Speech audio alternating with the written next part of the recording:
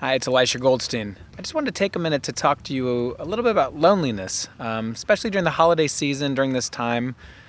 Even amongst family and friends, you could feel lonely.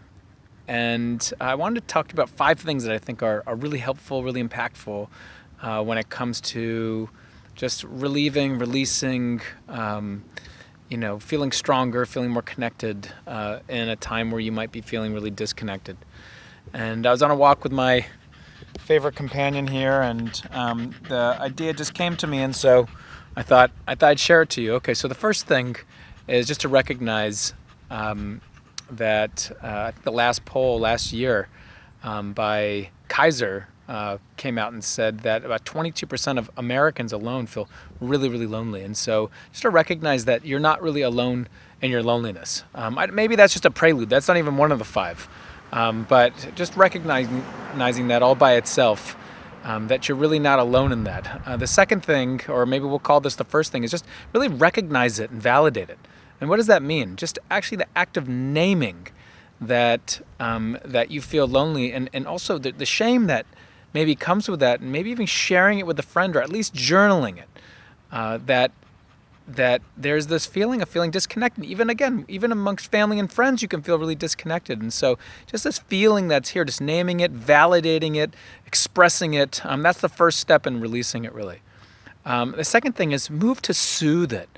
Loneliness is also a feeling. You feel it in your body. So ask yourself, what are you needing to feel at ease, to feel calm, to feel connected, to feel loved? And at the very least, put your hand wherever you maybe notice that. With me, it's oftentimes my chest, and say to yourself, and even if this seems kind of funny, just kind of play with it and say to yourself, may I feel more connected? May I feel a greater connection to life itself? May I feel a sense of purpose and meaning in life? May I feel loved? May I learn to accept myself just as I am? And maybe repeat that other one twice. May I feel loved? Repeat that one again. And so that's the second one. Second one, move towards soothing. Maybe there's something else you might towards soothing. Take a warm bath or get in a jacuzzi or something. But so move towards soothing. Okay, number 3, the third thing. Be on the lookout for the good that's here. There's a lot of good around. During the time where we're not feeling well, our brain tends to gear towards a negativity bias, paying attention to what's not good or what we don't have. And so pay attention to what's good. Look around you and look at just the nature around you, or maybe look at anything that any other people having a good moment around you, or things that are good in your life. Have a moment of appreciative awareness. You have to almost stretch your brain to do this during this time, but I promise you those things are there.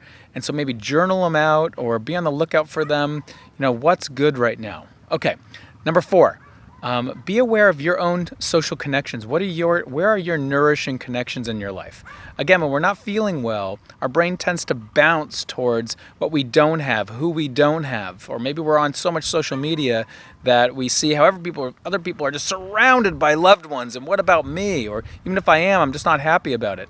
And so we have to remember that's not really reality. And so be on the lookout, just pay attention, and maybe journal. Who are my nourishing relationships in my life? Who's supportive to me? Maybe I'm not even that connected with them right now, but maybe I can reach out to them. Just write down 1, 2, 3 people, something like that. Who's nourishing to me? And if you don't have anyone that you can recognize as nourishing to you, the entire reason we built the Mindful Living Collective was to surround ourselves with the more inspiring and nourishing people. So you can be on the lookout maybe for there's groups out there or something like that might have those people. But sometimes you can just kind of write out 1, 2, 3 people, and you'll find that those people are there. Okay, number 5. Number 5, and finally, is be generous. Be generous. Practice generosity. Practice giving during this time. That's a pro-social experience of connection. So practice giving. Who can I give to? Can I give with my smile? Who can I think about who's also in need, and maybe say to them in my own mind, may you be happy. May you feel more connected. May you be at ease. Be on the lookout for people who aren't doing well and wish them well. It doesn't even have to cost anything. Or maybe give some people some money, or volunteer somewhere. Everyone feels that sense of contribution together. So those are the 5 things. Once again, recognize, maybe the first thing before we even do anything, recognize that we're not alone in our loneliness. 22% just the United States alone feels a sense of loneliness.